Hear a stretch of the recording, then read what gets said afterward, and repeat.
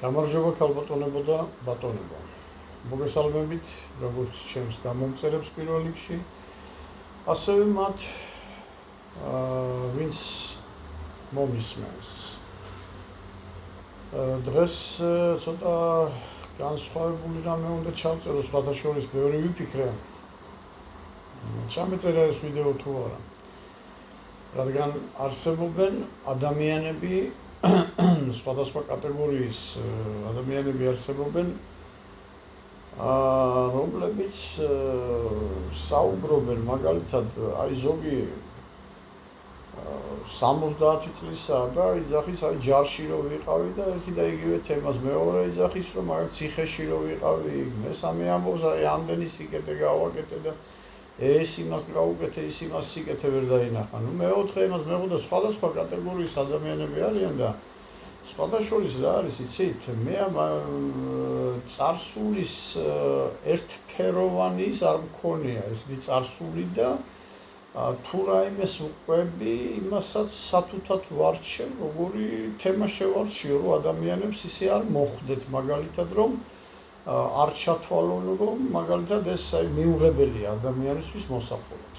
დღეს რაზედაც მე მინდა მოგითხროთ, ამას აქვს ერთი დატვირთვა, რომ ბოლოში რა თქმა უნდა მოაზროვნე ადამიანი გაიგებს ამას, მაგრამ ვინც ვერ გაიგებს, იმას განუმარტავ, რატო უყვები. მე საერთოდ არ მიყვარს, როდესაც ვამბობ, რომ აი ადამიანს მაგალითად ეს გაუკეთე.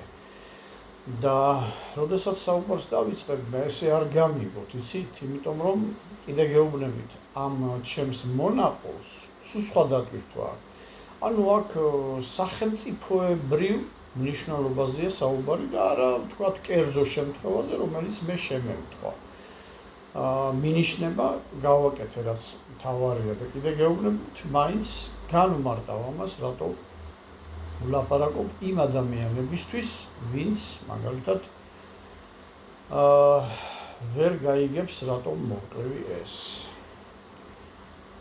პირდაპირ გადავალ საქმეზე და სათქმელს ბოლოში ვიტყვი, თუ რატომ გაოთიშე ვთქვათ ეს თუნდაც კომენტარების უნარი, მაგაზედაც ვიტყვი ორ სიტყვას და იმაზედაც ვიტყვი ორ სიტყვას, როგორ მიმდინარეობს ჩემი საქმე ამ წიგნებთან დაკავშირებით, მანამდე კი ახლა მოგიყვებით ამ იმას და ბოლომდე გამომყევით მე, რომ ეს გაიგოთ, თუ რატო უნდა მოვყვე კიდევ ვიმეორებ, რატო ვყვები ამას.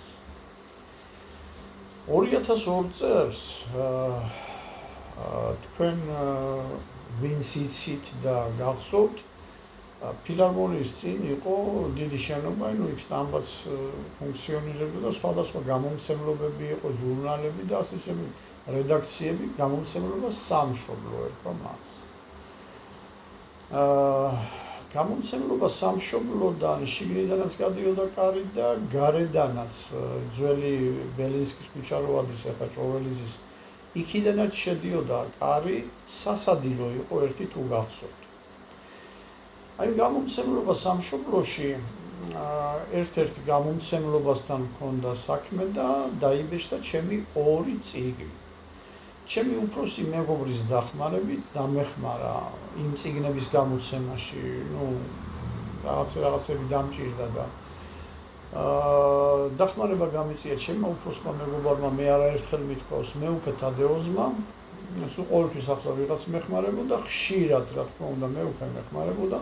2013 წელს რომ მოთხრობების კრებული გამომიცა თავის წინა სიტყვაობით, ესეც ნათქვამი მაქვს თქვენთვის და თავისი ლოცვა გულთხევით. და თავისი ყველა, თვითონ გამოსცა, თვითონ აარჩია ეს მოთხრობების კრებული და სხვათა შორის გამორჩეულად უყვარდა ერთ-ერთი მოთხრობა, ეს არის სხვისი წილი, რომელიც დევს ჩემს YouTube არხზე. და მეუბნებოდა, აღარ ვიცი რამდენჯერა მაქვს საკითხული ეს ცალკე წიგნად გამაკეთებინა ეს მოთხრობა. მაშ ასე 2002 წელია, ჩემს ორ მეგობართან, გამომცემლობის რედაქტორთან, რომელთანაც დიდი ხანია ვმეგობრობ და რომელმაც ამ ჩემ ორ წიგნს რედაქტორობა გაუწია, გამიწია მე ამ წიგნებზე და ჩემს ერთ მეგობარზე ეს იყო მაშინ იმ დროისათვის მერის რაღაც გარკვეულ მაღალ თანამდებობაზე მომუშავე ადამიანი, ახალგაზრდა ხალხი ვიყავით მაშინ და ის ჩემზე ცოტა უფროსია რამდენიმე წლით, ხო და ეს სამი ადამიანი აღნიშნავდით აი სწორედ იმ სასადილოში, რომელშიც სხვათა შორის ძალიან ხშირად დადიოდა ბატონი ზურაბ კაფიანიძე და ბატონი თენგიზ არშვაძე.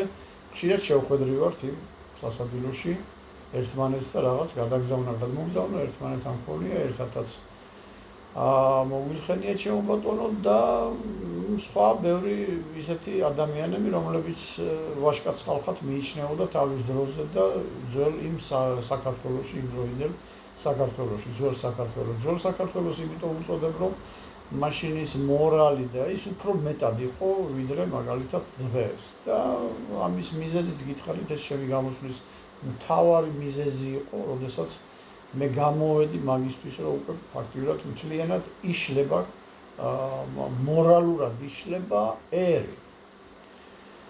ამას დავანებოთ თავი 2002 წელია, რაღაც ცოტა ისეთი არეულობაა გარეთ, იცით ახლა ყველამ გავიარეთ ეს დრო, ვინც ახლა იმხნის სახართ, რომ გახსოვთ ის პერიოდი და ამ ორი წიგნის გამოსვლას აღნიშნავთ, ასე ვთქვათ, ვიწრო წრეში ამ მეგობრებთან ერთად, ორ მეგობართან ერთად. იმ სასადილოში ძალიან კარგი ხინკალი კეთდებოდა, ძალიან კარგი ძველებური ეს ყაიდის სასადილო იყო და ხშირად იმიტომ სტუმრობდნენ ეს ძველი ხალხი. ჩვენც ახლა შევუკეთეთ ეს ყველაფერი მაგიდა შეგვეთილია, ეს რაღაც მოვიტანეთ, ყველაფერი ხინკალიც მოვიტანეთ და უნდა დავждეთ. ეს მომენტია, რომ ამ დროს ქუჩიდან მოისმა საშინელი ხმაური. ხმაური იყო ისეთი, რომ მანქანები ერთმანეთს შეეჯახა. აი ასეთი ხმა იყო რა, ესე იგი რაღაცა ძალიან დიდი სისწრაფით შემოვარდნილი მანქანები ერთმანეთს შეეჯახნენ. ასეთი ხმაური შემოვიდა სასადილოში. მე ხა ისეთ ადგილას ვიყავი, ვიჯექი, უნდა დამჯდარიყავი, უბრალოდ სადაც საიდანაც პირველი აღმოჩნდი კართან და რა თქმა უნდა ჩემი მეგობრებიც უკან მომყვნენ და დავინახე ასეთი სცენა დაახლოებით, ესე იგი ცოტა ქვემოთ, ოდნავ ქვემოთ ამ კართან, კარის ამ შესასვლელი კარის ცოტა ქვემოთ, ამ ბელინსკის, ძველი ბელინსკის ქუჩაზე გელაპარაკებით, ახლანდელი ჭოველიძის და ერთი მანქანა, ესე იგი მიმწყდეული, აი ესე იგი ფაქტიურად იქით შემოვიდა მარჯვენა მხარეს და უკანა მანქანას დარტყმული აქვს და ის წინა მანქანაც, ესე იგი რაღაცნაირად მიბჯენილია ზე და აქედან უკვე გადმოყვანილი კი არა, აი როგორ გითხრათ, იცით, არ მინდა ადამიანზე ესე თქვა, მაგრამ აი ძალათი გადმოყვანილი არ მინდა რა, ახლა ადამიანი დავამცირო, ვინც არ უნდა იყოს ის. უკვე ესე იგი გადმოყვანილი ყავთ ეს ადამიანი ძალის გამოყენებით და ამ ორი მანქანიდან გადმოსული არიან შავებში ყველა აბსოლუტურად ერთნაირად გამოწყობილი ხალხი, შავებში ჩაცმული ხალხი, რომლებსაც აქვს შავი ქუდები, ეს პირზე აფარებული ის ავტომატებით იმით, ამით, ესე იგი, რაღაც ხდება. ეს არის აი როგორი სიტუაცია, იცით, აი მე ასე აღვიქვი ყოველ შემთხვევაში და ალბათ ყველამ ასე აღვიქვა, რომ ხდებოდა ადამიანის გატაცება. ეს არ იყო, ესე იგი, უცხო მაშინ ესეთი ქმედებები ქალაქში და მიჩვეული იყო ხალხი ასეთ რაღაცებს და არც თუ ისე იშვიათად ხდებოდა მსგავსი შემთხვევები.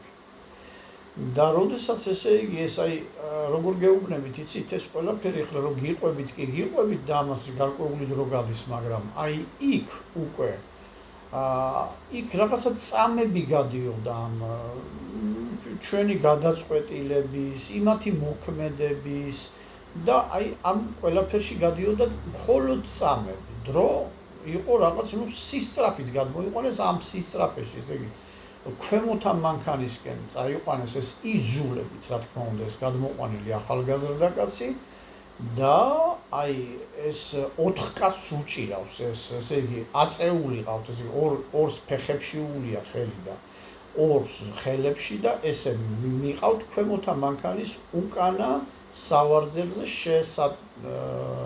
შესასმელად, ასე ვთქვათ რა.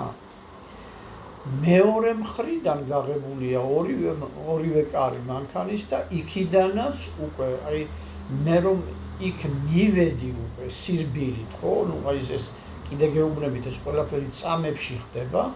მე რომ უკვე მივედი ის ორი ადამიანი ერთი წინა მხრიდან და მეორე ქვემოთა კარის მხრიდან ეჭიდებოდნენ მხრებზე და ესენი აქედან ეჭიდებოდნენ, აქედან უკვე ორნი, ესე იგი ამ ფეხებს შესასმელად ეს რა თქმა უნდა ყვირილი, ჭყივილი, ერთი ამბავი, გამიშვი თუ რა ვიცი რაღაც ახლა იქ არ ვიცი მე აღარ მახსოვს რა იყო, ხმაური იყო.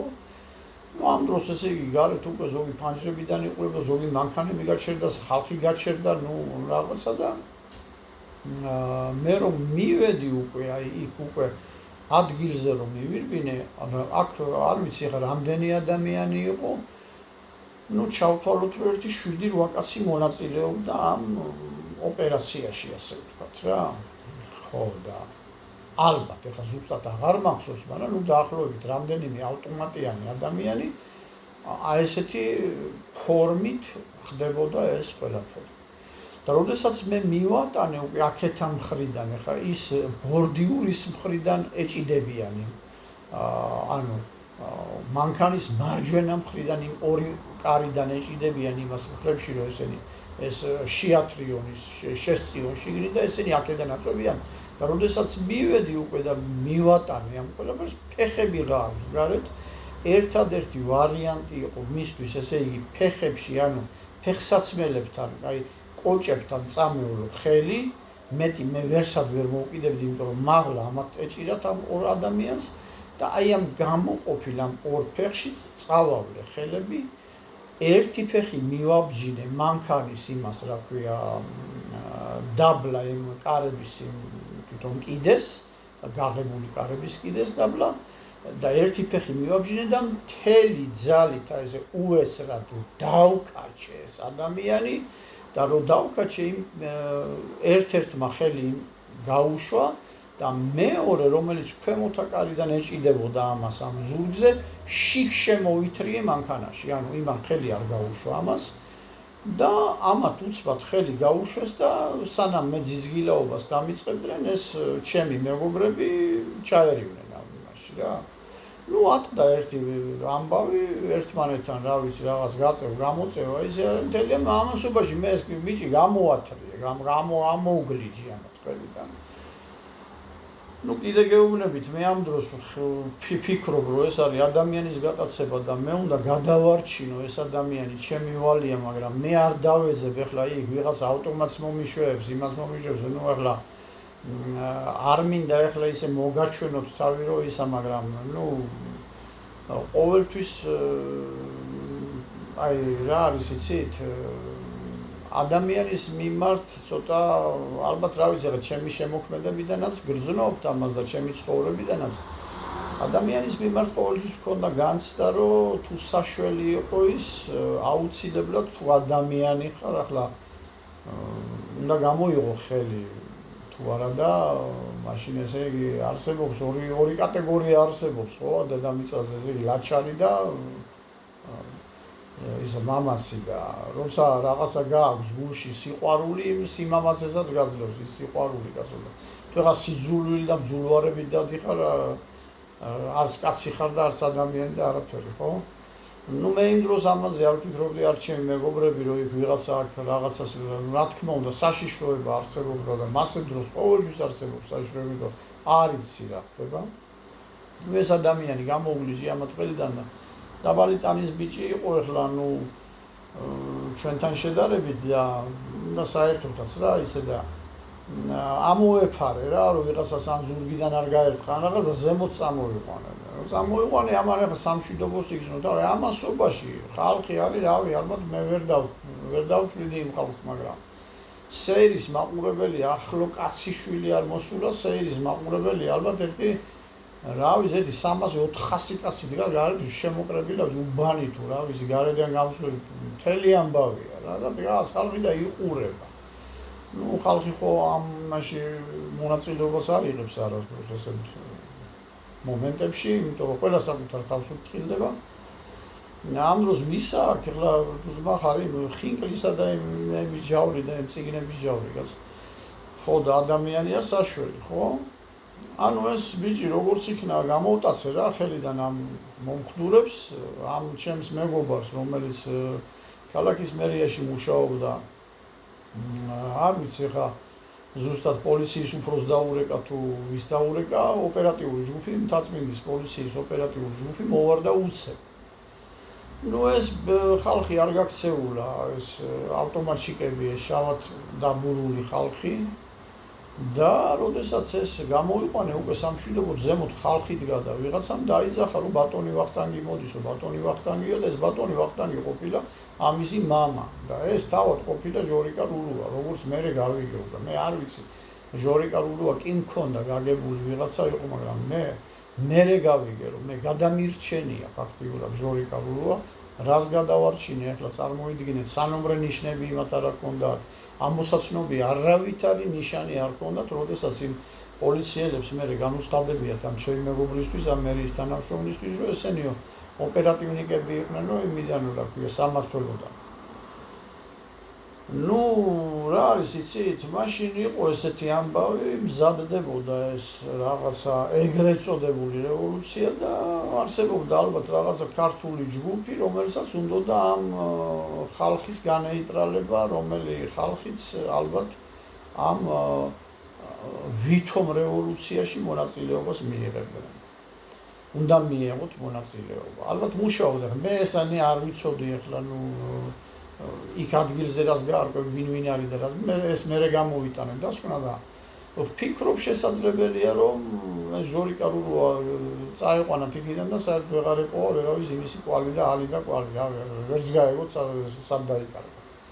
ასე რომ ეს ბიჭი, ეს კაცი ახლა უკვე ნუ კაცია, გადავარჩინე, აი ალბათ სიკვდილს არ ვიცი რა მე ესე ვფიქრობ, იმიტომ რომ ვინც ის ამბავი დაინახა სხვა დასკვნას ვერ გამოიტანდა და კიდევ ამბობ რომ ეს ალბათ ხდებოდა იმის გამო რომ ეს განეიტრალებული იყო ეს მოსალოდნელი, ესე ვთქვათ, იმ ხალხის მოსვლა, რომელმა ხალხმაც ჩვენ 300 და 400 წლით უკან გადაგვისროლა და თაობათაც ვლაშირდება და დღეს რო ეს გარყვნილი და გათახსირებული ის არის შემოსული თუნდაც მაპატიეთ ამ სიტყვაზე ამ ლიტერატურა თუ განათლება თუ რა ვიცი ტელევიზიებიდან იფრქვევა ეს უბედურება თუ ქუჩაში იფრქვევა თუ იქ თუ აქ და ავტობუსში ადგილს არ დაგითხოვს ახალგაზრდა, ეს სწორედ იმ რეფორმატორების დამსახურებაა, რომლებმაც ეს გავიდა, არ მინდა ხოლმე ამ პოლიტიკაზე გავერო, მაგრამ ბოროტი ხალხი ერთი ვინც მოვიდა და გაანადგურა ქვეყანა, ეს იყო ერთადერთი ძალა ალბათ უახლოეს ისტორიაში. რა თქმა უნდა, ახლა ყველამ წაკრავო თითო კისტიო ის რო არის, ყველამ რაღაცა, მაგრამ ნუ აქ უკვე დასავლეთი იყო ჩარეული თუ ვინ ჯანდაბა იყო და ვინ აკეთებდა ამას და რას აკეთებდნენ, ყოველ შემთხვევაში ეს ცოტა დიდი თემაა და ამაზე არ ვლაპარაკობ. მე გადავარჩინე ადამიანი. ცოტა ხანში როდესაც პოლიცია მოვიდა მთაწმინდის, როცა უკვე ეს ხალხი შეიყარა და ნუ ასობით ადამიანი დგას იქ, ნუ ჩაცხრა ყველაფერი და ამ ჟორიკამ აჩვენა თავის მამას ჩემზე, რომ აი იმან გადამარჩინაო და ეს მამამისი მოვიდა, ეს სათვალეები ჰქონდა ჩამოკიდებული, სანდომიანი სახის კაცი იყო ჭაღარა, ზონარზე ჰქონდა სათვალეები ჩამოკიდებული. ალბათ სახლიდან გამოვიდა უცბად შეატყობინეს, იქ ცხოვრობს და მოვიდა და მადლობა გადამიხადა. ჩემო ბატონო, მე ვთხარი ყველა ადამიანის ვალი ასე დროს ასე მოიქცეს, ყველა ქართველის და ყველა კაცის, რომ ეს გააკეთოს და ნუ ასე დამთავრდა ის დღე. ჩვენთვის უკვე მადლი აღარ ქონდა იმ ინგლისზე გაციებული ინგლისის ჭამას, მაგრამ ყოველ შემთხვევაში იმაში მე მაინც ვიყავით ბედნიერები, რომ ვიღაცა გადავარჩინეთ, მაგრამ ვინ გადავარჩინეთ ახლა? მწვანე შუქია უნდათ, ალბათ რა ვიცი რა ქვია. ეგრეთ წოდებულ როგორ მეჯავრება ეგ სიტყვა რა ვარდების რევოლუცია კი არა, რაღაცა იმების რევოლუცია იყო, ეგ სხვა საკითხია. ხო და ყოველ შემთხვევაში რაღაცნაირად მაინც გრძნობდი თავს, რომ ვიღაცა უნდა ალბათ მოეკლათ და ვიღაცა სიცოცხლე ვაჩუქეთ ჩვენ ღვთის წყალობით, ასე ვთქვათ რა. ამ დღემ ჩაიარა, გავიდა ხანი, ეს იყო 2002 წელი კიდევაც გითხარით და მე ახლა პერიოდულად კი ჯანსაღად ცხოვრობდი, იცით ახლა ვინც მე მისმენთ, რომ რაღაცით უწყობდი ხელს იქ ვარჯიშით, იქ რაღაცით იმით ამით, ჯანსაღი ცხოვრებით და პერიოდულად მიჭირდა. იცით რომ ბავშვობიდან დამაავადმყოფეს ამ უბედურება გადავიარე და რაღაც მკურნალობები მჭირდებოდა და ეს გაჭირვების პერიოდი დამიდგა დაახლოებით სადღაც არის 2007 წელი თუ რაღაცა. 5 წელია იმის შემდეგ გასული და არ მიყვარს იცით ესეთი რამე, რომ ადამიანს მიადგე გამიგე და მე შენ ოდესღაც გაგიკეთე სიკეთე და ეხლა შენ გამიკეთე სიკეთე. მახსოვს ესეთი შემთხვევა იყო, როდესაც ახლა არავინ არ დამწამოსილეს გახმაურებული ამბავია და სულ იმაზე ლაპარაკობდა ესეო, მაგრამ საინტერესო ამბავი, კარგია როცა ყვები. მახსოვს, როდესაც სტალინი გადასახლებაში მიყავდა თურმე, მაშინ შორეულში განთავისუფლდა ცნობილი მაშინდელი კანონიერი ქურდი ბართლომე ბიბინეიშვილი, ეგრეთ წოდებული ბარონი. და ბარონს ახლა დახვდნენ, ტულუპი მისცეს რამე, თბილი ციმბირში განთავისუფლდა ზამთარია და დახვდნენ რა, ეხლა იქ ქურდები რამე მთელი ამბები შეხვედრა მოუწყეს რამე და პერონზე დგანან ელოდებიან მატარებელს თუ რაღაცას და ამ დროს ჩამოდგა ეტაპში მატარებელი და ამ ბარონს უთქვია რა, ნახე თუ აბა ერთი ქართველი ხო არ მიყავთ ვინმეო და კიო უთქვიათ მიყავთო ვიღაცა კოლბა ჯუღაშვილიო რა. ხო და მისულა ბარონი თურმე, მაშინ ახლა კოლბა ჯუღაშვილი არავინ არ იყო ახლა, რაღაცა ჩვეულებრივი რავი ყაჩაღი იყო თუ რა იყო, რევოლუციონერი იყო, თვითონაც არ იცოდა, მაგრამ შემდგომში გახდა მსოფლიოს კინაღამ 1/6-ის მპყრობელი და ბელადი და ბარონს რო შეუხედია შესწოდებია, იცი არაფერი არ ასწმია მას გამიგე და როდესაც დაუნახე ეს აკავკავებული საცოდავი ეს ქართველი კაცი, გაუხდია ეს ახალი ტულუპი და მიუცია რა. მიუცია იმ დროისათვის გაუგონარი თანხა 100 მანეთი და მიუცია, ხო უყიდინებია ვიღაცა გაუგზავნია და ბევრი ჩაი, მაშინ ჩაი საჭირო იყო, რომ ესე იგი ადამიანი ეტაპში მიდიოდა სადღაც შორეული მაშინ რა ქვია ბანაკში და ბევრი ჩაი უყიდია და ეს ჩაის გადაუცია ეს 100 მანეთის და ეს ტულუპიც მიუცია სხვათა შორის ბართლომე ბიბინეიშვილს, ასეთი კაცობა გამოუჩენია რა. ეხლა ამას რატო გიყვებით, ხო და ამ ჩემთან დაკავშირებით ესე იგი დაახლოებით ის არის რა ქვია, ხო და ხდება ესეთი რამე, რომ გავიდა ხანი და სტალინი გახდა ცეკას მდივანი და ბართლომე ბიბინეიშვილს მიუსაჯეს 25 წელი გადასახლება. ეხლა ბართლომე ბიბინეიშვილი ფიქრობს, რომ სიკეთე გაუკეთე ოდესღაცო კაცო ამ კაცო და დავიჯერო არ დაიმახსოვრებდა არა და სტალინს სიკვდილამდე ეცვა ის ტულუპი. სხვათა შორის ის გაცვეთილი ტულუპი სიკვდილამდე ატარა. გადასახლებებში იმაში ნატარი ამ ტულუპით დადიოდა. ეს ტულუპი არის გრძელი, დუბლიონკა დავარქვათ ასეთი გასაგვირგვინო იყოს უფრო.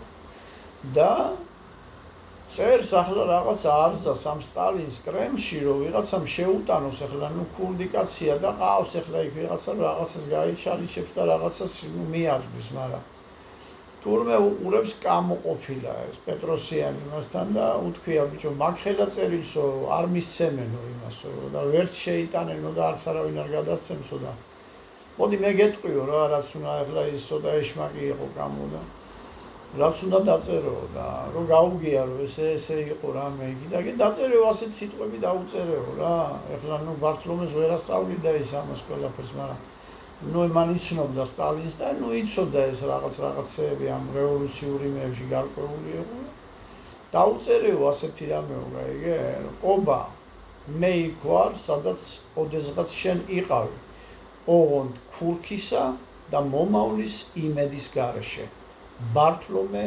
ბიბინეიშვილი ბარონი ეს ერთ ახალგაზრდა ბიჭს მიუწია მისი მზარეული ქალბატონისთვის იმ მზარეულს დაუდია მაგიდაზე სტალინის მაგიდაზე ეს წერილი სტალინს საუკითხია და ვერაფრით ვერ მოსულა ჯერ გონს ახლა ნუ წარმოიდგინე ახლა ამ საბჭოთა კავშირის ბელადია და ნუ რა ახსოვს ახლა და გაახსენდა და მას ყავდა თანაშემწე პოსკრიბიშევი და პოსკრიბიშევთან საუბარში ძალიან საინტერესოა ეს საუბარი მათი როდესაც პოსკრიბიშევი თვითონვე მიიყვანა ისეთ გადაწყვეტილებამდე საუბარში რომ კანონის შეცვალა ნუ მთელი კოდექსის შეცვლა მოუწიათ რომ ბართლომე ბიბინეიშვილი გაენთავისუფლებინა ციხიდან ბართლომე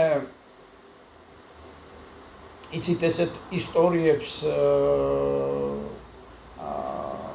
რომ მახსენდება ხოლმე არსებობს ახლა ისტორიები ძალიან საინტერესოა ეს ამბები როცა ესეთი ნუ კარგ ამბებს იხსენებს ადამიანი და ბართლომე სადღაც ყაზახეთთან თუ სადღაც სადგურზე ჩამოსულა და მას დაახვედრეს ესე იგი ტულუპი, ფული და მთელი რიგი ამბები, საბუთები და ასე შემდეგ და ასე შემდეგ.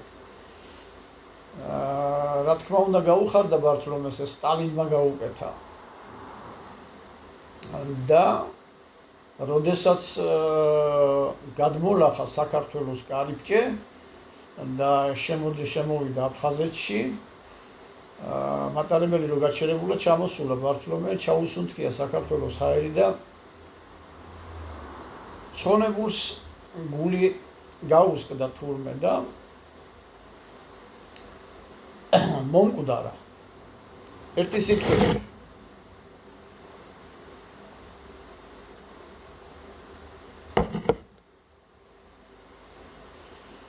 ერთი სიტყვით დაახლოებით ასეთი ის იყო ჩემი მისვლა უკვე კულტურის მინისტრ ნიკარაგუას ოჯახში. სადაც ვფიქრობდი რომ თუ არ დამხვდებოდა, ნუ ჩემი პროფილი იყო უკვე ის კულტურის სამინისტრო, მე უნდა მეთხოვნა რომ ძალიან ძნელად გადავწყვიტე ეს ამბავი, მე გადამაწყვეტინა საბოლოოდ, ბევრს ვფიქრობდი მივსულიყავი თუ არა, იმიტომ რომ ჩემთვის ეს იყო აი ვაჭრული რაღაც იცით ახლა კი ვიცოდი ეს ბართლომეს ამბავი რომ მოგიყევით და სტალინის მაგრამ როგორი ამბავია ახლა მიდი და შენი ძმა გადავარჩინე მე და ახლა შენ მიშველე მე გაჭირვებული ვარ და ნუ არა ვარ ესეთი სულისკაცი ახლა წარმოიდგინე რომ მიხვიდე და მოდი და შენ მე ახლა მე ადრევე ნუ ფიქრობდი რანაირად მივსულიყავი რამე თქვა და გაჭირვებული ვარ უმაღლეს დონეზე მეხმარებიან ახლა ნუ ცხონებული გოგი ხარაბაძე ძალიან დამიდგა მხარში, ნუ პატრიარქს უთხრა ჩემი ამბავი რომ აიო თქვენთან რო ოდესღაცო შვილობილი რო ყავდათო თამაზიო ძალიან გაჭირვებულიაო ისაო, ნუ მაღალი იერარქიები მეხმარებოდნენ ბატონი თამასივწივაძე ძალიან ბევრი მაშინდელი ისეთი ადამიანები მეხმარებოდნენ რაღაც, მაგრამ მაინც ნუ სახლი არ მქონდა ის არ მქონდა თანაავად ვიყავი რაღაც და მჭირდებოდა რაღაც ისეთი საქმეში ჩაბმა, რასაც აქვია წიგნების გამოცემა, შეიძლება მე ვფიქრობდი თარგმანი. თანაც იმ პერიოდში ჩემი ერთი წიგნი იყო გამოსული, რომელიც ისრაელის მთავრობამ დააფინანსა ქართულ-რუსულ ენებზე, ამას ჰქვია დედა, ამ წიგნს, რომელიც ებრაელმა ხალხმა საჩუქრად დაარიგა, იმიტომ რომ ისრაელის მთავრობამ გამოყო ამაზე თანხა.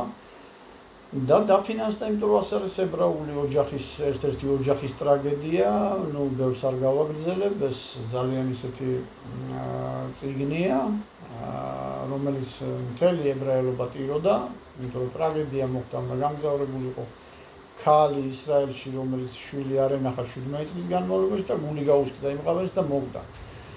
ნუ ერთი სიტყვით ნიკა რურუას შეეძლო ეს წიგნი ეთარგმნა და დღეს მე ასე მდგომარეობაში არ ვიქნებოდი, მე ვიქნებოდი ძალიან მაღალ მდგომარეობაში და ჩემი წიგნები შეიძლება ევროპაში და მსოფლიოში ყოფილიყო გაბნეული და რა ვიცი უფრო მაღალ დონეზე ყოფილიყავი. ვინ იცის? მივედი ოჯახში, ძალიან კარგი ქალბატონი აღმოჩნდა, მისი დედა ძალიან ყურადღებიანი და ნუ ძალიან კარგი შთაბეჭდილება დამრჩა ჯერ იმ მამაზე და მერე დედაზე. როდესაც გამომისტუმრა, მითხრა რომ ნიკა აუცილებლად დაგეხმარებათო ბატონო თამას, აუცილებლადო რამდენჯერმე გამიმეორა. მე რა თქმა უნდა იქიდან ბედნიერი წამოვედი, ჩამოვედი, ესე იგი იქვე ცხოვრობდი ახლოს და მიხარობდა, იმიტომ რომ ტელეფონს ველოდებოდი, მისამართიც კი უთხარი, მაგრამ ველოდებოდი რომ ტელეფონი აწკრიალდებოდა და დამირეკავდა ნიკა და მეტყოდა რომ ბატონო თამას მოგზანდი, შევხვდეთ ერთმანეთს და აბა დავიწყოთ როგორ და რანაირად. მაგრამ ჩემი ტელეფონი არ აწკრიალებდა. ყოველ შემთხვევაში ზარი კულტურის სამინისტროდან და კულტურის მინისტრის მხრიდან არ მიმიღია. მე რა თქმა უნდა ეს არ ჩავთვალე კარგ ჟესტად. ჩემთვის ეს არ იყო მისაღები, მაგრამ ბრაზი იმაზე მომდიოდა, რომ რატო გადავდგი ეს ნაბიჯი, ჩემ თავზე ვბრაზობდი, იმიტომ რომ მე არ უნდა გადამედგა ეს ნაბიჯი, რაღაც მეუბნებოდა რომ ეს არ უნდა გამეკეტებინა. მაგრამ რა არის იცით, კი ბრაზობდი, მაგრამ კიდე გეუბნებით, კაცთმოძულე არა ვარ. კაცთმოძულე რომ ყოფილიყავი, განწირულ კაცს სიკვდილის საფრთხე რომ მემუქრებოდა სიკვდილის, მე იმ დროს კაცს ვერ უშველიდი, ხო? კაცთმოძულე რო იყო. ანუ ჩავთვალე რომ არსებობს სხვადასხვანაირი ადამიანი, კაცო, ეხლა ის სტალინი იყო, ეს სხვა არის და ნუ რა ვქნა, ნუ არ მომხედა. როდესაც მე შარშანწინ ქალბატონმა თეატრულუკიანმა გადაწყვიტა ჩემი დახმარება და ვერ შეძლო ჩემი დახმარება. პირდაპირ გეტყვით რა და გამოვიდა და თქვა რომ მამა და დიდი ქვეყნის ელჩმა, ნუ ეხლა დასამალისად არის, რამდენჯერმე განვაცხადე მე რომ აი ამ ხნის განმავლობაში რა ჩვენ დამოუკიდებლობა გვაქვს, არც ერთი ჩინოვნიკი არ დაინტერესებულა ჩემი შემოქმედებით გარდა თეატრულუკიანის. აი ეს არის რეალობა. და თეატრულუკიანმა ვერ შეძლო და გამოვიდა და თქვა რომ ამ ერთ-ერთი დიდი ქვეყნის ელჩმა დამიდო წინ სია, რომელი უნდა დაფინანსდეს, რომელი მწერალი უნდა დაფინანსდეს, რომელი არა. თქვენ გესმით? სარეველასავით არის მოდებული ეს ლიბერალიზმი. და როგორ ფიქრობთ ახლა ნიკარაგუა ამას გადალახავდა? გასაგებია ახლა ნიკარაგუა სხვა ვერკეტების აქონდა ჩემი დახმარებისთვის და შეიძლება გამოეყენებინა, მაგრამ ფიქრობდა რომ შეიძლებოდა ეს ამბავი გასულიყო და არ ჩათვლოდა კარგ ჟესტად ეს და დაჟდომოდა თქვათ სამსახურის დაკარგვად. ნუ ყველას თავისი აზრი აქვს ამ საქმესთან, თვითონ გამოიტანოს ყველამ აზრი რა იყო. მე როდესაც ეს მოხდა თეატრულუკიანთან დაკავშირებით, რა თქმა უნდა ნიკარაგუას აღარ მივხვდი რომ ეს იყო მსოფლიო ჭირი და ამ მსოფლიო ჭირს ვერ გადაუდგები, ის კი არა ამდენი ხანია აგერ ებრძვიან და ვერაფერს ვერ უშვებია. სახელმწიფოში არის ნიშნები რომ ამ ლიბერალიზმს რაღაცა ფრთებს უკვეცავენ, ესენი ძალიან კიდე გეუბნებით იბრძვიან გადასარჩენად, გველი მაშინ არის საშიში, როცა შემოდგომა დგება და უნდა აცივდეს და ესეთი მდგომარეობა მიმდინარეობს. ახლა მე იმიტომ მოგმართავთ საზოგადოებას, იცით, ახლა ჩვენ მე ადრეც თქვი სიყვარულს ვერ გვასწავლის ვერც ხელისუფლება თანადგომას ვერ გვასწავლის ვერც მთავრობა ვერავინ ვერ გვიშველის ჩვენ ყველაფერი იწყება სიყვარულიდან ურთიერთსიყვარულიდან ურთიერთთანადგომიდან აი ნაცები მაგალითად ამისი მაგალითი არიან ნაცები რომელიც ყველაზე მიუღებელები არიან ჩემთვის მართალია მაგრამ არც არავის არც ერთი მთავრობა არ იქნება ჩემთვის მისაღები თუ კი არ გააკეთებს იმ ქვეყნის საქმეს. აღარ ჩერჩილის რო კითხეს რომ რიდან სხდება პოლიტიკოსი და სახელმწიფო მოღვაწეო, პოლიტიკოსი საკუთარ თავზე ფიქრობს და სახელმწიფო მოღვაწე ქვეყანაზეო და მე სახელმწიფო მოღვაწე ჯერ არ დამინახავს სახელმწიფო მოღვაწე. ასე რომ არავინ არ დამწამოს მე ცილიღა ვიღაცის ნავში რო ვიждე ქვეყანას და ხალხს იმას არ მიმართავდი ხო და ქურდები არ დამეხმარებოდნენ წიგნების გამოცემაში და იმაში და ნუ ერთი სიტყვით რამდენიმე ადამიანი გამოჩნდა ჩემი დასახმარებლად მადლობას უხდი მათ ვინც დამეხმარა იმ ორ ქალბატონსაც რა თქმა უნდა მადლობას უხდი ისე ქალბატონებს მე ვუთხარი რომ არ მინდა ქალებისგან დახმარება იმიტომ რომ ქალები მაინც ახლა შეჭირვებულები არიან ქალს ბევრი საგჯაფა აქვს დღევანდელ ქვეყანაში ნუ კაცები კიდე ახლა ბოლო რაღაცა 2 მილიონი ხო მაინც დავრჩით ეს ქართველები და ნუ მე ბევრი ადამიანი არ მჭირდება ერთმა კაცმა მიშველა და ერთმა კაცმა 5 იმდენი დამიბეჭდა 21 წელს და რა 5 იმდენი მაჩუბა ხო და ერთი სიტყვით დახმარება გამიწია ხო და რამდენიმე კაცი ნუ შეიკრიბება. ეხლა მე რატო დავკეტე ჩემი ისინი, მე გითხარით რომ ვუშვებ რომ აქ არის სამი კატეგორია შეიძლება იყოს, ვინც ცუდ კომენტარებს წერენ. ესენი არიან ლიბერალები, ესენი არიან ხელმოცარული ადამიანები, რომლებსაც უნდათ რომ ჩემი სახელის ხარჯზე გაიკეთონ რაღაცა იმიჯი შეიქმნან, რომ მე აუყვე მათ და გამოჩნდნენ ხელმოცარული ადამიანები და მესამე კატეგორია არის ჩემო ბატონო ჩვეულებრივი ესე იგი როგორ გითხრათ იცით ღვარძლით და ბოროტებით სავსე ადამიანები აი ეს სამი კატეგორია მგონია მე რომელმაც შეიძლება ეს განახორციელოს თორემ მან დევს ჩემი ტელეფონი თუ ვინმეს რაიმე ჩემთან სათქმელი აქვს ტელეფონი ხო დევს კაცო ეს მოქმედება აი მასეთი მოქმედება მარანაირ ნორმაში არ ჯდება მე ვლაპარაკობ კაცურ ნორმებზე და არ გაგრძელდეს ეს ამბავი თორემ მე გამოვიკვლევ ამას. არ მინდა რომ გამოვიკვლიო, არ მინდა რომ ვინმეს რამე ვთხოვ. ამიტომ მე თქვენ გვერდზე არ შემოვდივარ, მე თქვენ აბსოლუტურად არ გიცნობთ ვინ ხართ, იმიტომ რომ ირქმევთ სომხურ გვარებს, ირქმევთ ქისტურ სახელებს და მე მართალი რომ გითხრათ უფრო მგონია იცით ლიბერალები და ნაცები ალბათ ერთად რა. და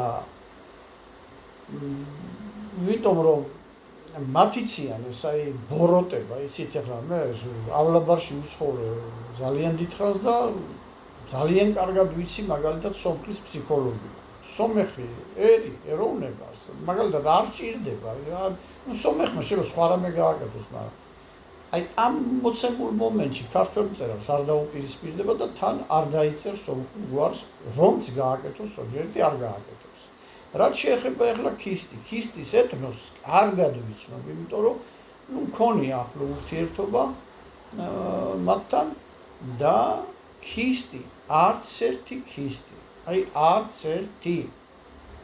ერთი კაციც კი არ იკადრებს მაგას რომ მე ასეთი რაღაცა დამიწეროს და უშოთ ნუ შეურაცხმყოფელი რაღაცა ვთქვათ რომ მე რაღაცას ვიგონებ მე რაღაცას იმაშვები მე რაღაცას წარმოიდგენთ ახლა რა არის იცით მე არასდროს არ ვამაყობ ჩემი გაკეთებულით თუმცა რატო არ უნდა იამაყო კაცმა მაგრამ რა არის ისე პრეტენზიული ტონით არ გამოვთქვა რომ მე ეს გავაკეთე და ეს გავაკეთე, მაგრამ ამჯერად უნდა ვთქვა რა, ჩემი მეათედი გააკეთეთ ქვეყნისთვის ჯერ და მერე ისე განაცხადეთ პრეტენზია. მე თქვენ არ გერჩით და თუ ვინმე რამე პრეტენზია გაქვთ, დევს ჩემი ტელეფონი. დამიკავშირდით, მაგრამ წინ და წინ სანამ ეს მოხდება, იცოდეთ რომ საქციელი რომელსაც თქვენ იდენთ, ეს არ არის გასული საქციელი. ეს არის შური. აი ზუსტად მაგ შურისთვის და მაგ სიძულვილისთვის გამოვედი მე. მეტი ამას არაფერი არ ქვია რა. რადგან თუ რაიმე გინდა ჩემგან, აი რაღაცა პრეტენზია გაქვს ჩემთან, არის ტელეფონი კაცო მან. სხვა რა გითხრა ახლა მე აქედან მუქარას და იმას ხო არ დაგიწყებ კაცო. არიდან კარგ საქციელს ერთი კაცი ხარ, 5 კაცი ხარ თუ 25 კაცი ხარ. რაც შეეხება ახლა მე დამთავრებისას ქართველ კაცებს მინდა მივმართო. ნაცებზე მაქვს ლაპარაკი, ნაცები მაგალითად ერთი რო დაიძაღებს 400 კაცი დგება მის გვერდში. ხალხი, რომელიც ფაქტიურად აი, საქართველოში ჭირის მეტი არაფერი მოუტანია და უბედურებს. და იმათ აღარ უჯობივართ, კაცო, იმდენი აღარ დავშით, რომ ერთი წიგნი გამოვცე, კაცო, ერთმა კაცმა გამომაცემინა წიგნი 21 წელს და თქვენ ამდენ ხალხს მოვმართავთ და ესე იგი ვიღაც არა ხართ, რომ ესე იგი რაღაცა წიგნები მრჩება გამოსაცემი, რომ სამარის კართან მდგევარ იმასაკში ვარ ეხლა მე. მართალია ეხლა ძალასა და იმას არ უჩივი, მაგრამ ყოველ შემთხვევაში წლოვანება მაქვს, კაცო. თან არა ვარ ჯანმრთელი. და ვინც დამეხმარა და ვინც გაიღო ჩემთვის რაღაც, მე მადლობას ვუხდი. მე თუ სიკეთით ვერ გადავუხადე და ეს ვერ მოვასწარე რა არის იცით ჩემ ერთ ნაწარმოებში მაქვს რომ ლაზარემო როგორ უნდა გადაუხადოს სიკეთე ქრისტესო. სიკეთეს დანახვა უნდა იცით აი მადლს როგორც მადლი არის ნიჭი, ისე დანახვა არის ნიჭი. და მე ერთ რამეს ვიტყვი რომ ბოლოს და ბოლოს ახლა ნაგვის ბუნკერში მოკვდა ეს ცხონებული ტერენტი გრანელი და მისი ბიოგრაფები არსებობენ და მისი არქივები გაიხსნა და მისი რაღაცებს იძევენ ხელნაწერებს და ჩემ არქივსაც როდისმე გახსნის ვინმე ყველა მწერალს აქვს თავისი არქივი. მით უმეტეს მე ახლა საინტერესო ცხოვრება მქონდა და ბევრი საინტერესო რამე დავში. მათი სახელები ჩემ არქივში მაინც დარჩება და მომავალი ქართველი მაინც აიკითხოს. მე ერთი რამე მინდა რომ აი ეს დღევანდელი ვაკუუმი რაც ჩვენ გავიარეთ ეს 3000 წელი და მეტი მომავალმა ქართველმა არ თქვას, იმიტომ უწერ ამ წიგნებს. იმიტომ მინდა გამოცემა რომ ხვალდაზე ლიბერალებმა არ მიიტაცონ და არ გაწიწყონ ის ჩემი წიგნები და არ გადააკეთონ და გადმოაკეთონ. მე მინდა რომ ხვალინდელი ქართველი თქვენი შვილები, ჩემი შვილები და ჩვენი შთამომავლობა რო წაიკითხოს, თქვან რომ ყველა არ ყოფილა გადაგვარებული, ხალხი არსებობდა და იყო თურმეო და მას სტიმული მიეცემა კარგი ცხოვრებისკენ და მორალური ცხოვრებისკენ. თუ არა ესე გადავგვარდებით ხალხო. მე ჩემ საქმეს არ ვაკეთებ, მე არც მშია, არც მწყურია, თორე შემეტყობოდა მე რომ მშიერი და მწყურვალი ვიყო. მასე ყოფილი ვარ და მთელი ცხოვრება, ნახევარი ცხოვრება ქუჩაში გავატარე და არც ამცხვენოდა. თამასი უწივაძე მრავალი წერილი მიიძღვნა მე და ვთქვი კიდევაც წინა იმაში რომ არც ერთი მწერალი არ გაუმეყნა. შეიძლება ის მწერლები არიან და გველურად რომ დასრიალებენ ახლა. მე არ ვიცი ვინ არიან. მე არ მინდა რომ გამოიკვლიო და მაგაზე გადავერთო, თორე გამოიკვლიო მაგას და გავიგებ ვინ არის და გამცნობ ბოლო-ბოლო. მე მინდა კიდევ ერთხელ მადლობა გადაგიხადოთ ჩემ გამომწერებს, მადლობა, განსაკუთრებული მადლობა იმ ხალხს, რომლებიც დამეხმარნენ. ეს არის დაახლოებით 12 კაცი და მადლობა გადაგიხადოთ ყველას, ვინც მისმენთ. ბედნიერებას გისურვებთ და ჯანმრთელობას. მე მინდა რომ კარგ საქართველოში ვიცხოვროთ. ჩვენ თუ გარდავიქმნებით, თავისთავად ყველა გარდაიქმნება, მათ შორის მთავრობაც გარდაიქმნება. მთავრობა ჩვენ სიყვარულს ვერ გვასწავლის, თანადგომას ვერ გვასწავლის კიდევ ვინმეორი. და ჩვენ რომ გარდავიქმნებით თითოეული ჩვენგანი, აი ზუსტად ამაში მდგომარეობს ჩემი ბრძოლა, რომ რაღაცა მცირეოდენი ღვაწლი მაინც შევიტანო და თითოეულმა ჩვენგანმა ვიფიქროთ, რომ გარდავიქმნათ, ცუდს გავიკეთებს ვინმე, არ უპასუხოთ იმ ცუდით რა ბოლო-ბოლო რა. თუ ეხლა ბოლო-ბოლო ურის ძირშია გასაკვრელი ვინმე გავკრათ პატარა, მაგრამ ისე ნუ დავჟით, აი კეისარმა პომპეუსს რომ მოუგო ბრძოლა, თქვენ რომ აიყვანეს რომაელები და იტალიკები, კეისარმა გამოაცხადა, ეს ის კეისარია, რომლის სახელი ტიტულად იქცა და 15 საუკუნე პატარა ჯერ დასავლეთ და შემდეგ აღმოსავლეთ რომის იმპერიამ.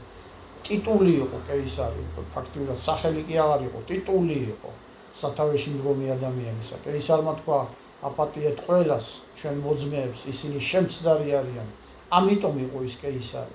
ჩვენც ხანდახან მოგვიწევს, რომ ჩვენ მოძმეებს ვაპატიოთ, მაგრამ მე მინდა რომ მათ მივმართო, აი სიყვარულით მივმართო. თუ ესეთ ღვიძლიან წერილებს დამიწერთ, იცით, აი ძალიან ცუდ საქმეს ჩადიხართ ამით, აი კიდე გეუბნებით რა, მე არ ვიცი ვინ ახართ, მაგრამ ეს ბოროტება თქვენ მოგიღებთ ბოროს ისე. და მე მაგალითად ეხლა თუ შემაწუხებთ ძალიან, მე იზოლებული გავხდები გამოვიკვლიო ვინ ხართ რა. ამიტომ თავი დამანებეთ კაცო, მე თქვენ ველში არ ვიჭრები. მე მყავს ჩემი მკითხველი, მე ჩემი მსმენელი და ხო არ გეხებით თქვენს. თავი დამანებეთ ყველა. ვინც ასეთ ღვიძლიან წერილებს წერთ. მე გავხსნი ერთ წიგნის კითხვას, როდესაც დავიწყებ, გავხსნი, მანამდე მოგროვდით, გააზიარეთ და თქვენ კარგად იცით, რომ რა უნდა გააკეთოთ.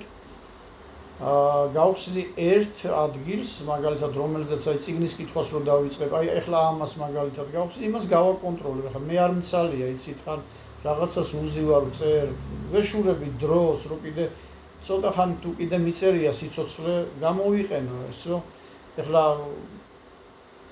რა ვიცი კაცო, უკვე ხლეში ვარ შესული და ასეთი ნერვიულობაც არ მინდა, ეხლა ძალიან არ გავნერვიულებულ ვარ, მაგრამ ყოველ შემთხვევაში მე მინდა რომ ეს არ მოხდეს ცუდი ამბები.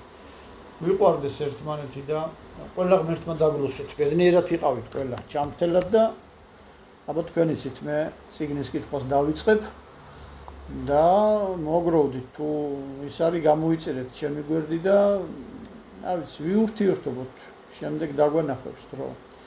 ღმერთმა ბედნიერება მოგანიშოთ ყველას და ჯანმრთელობა. ნახვამდის.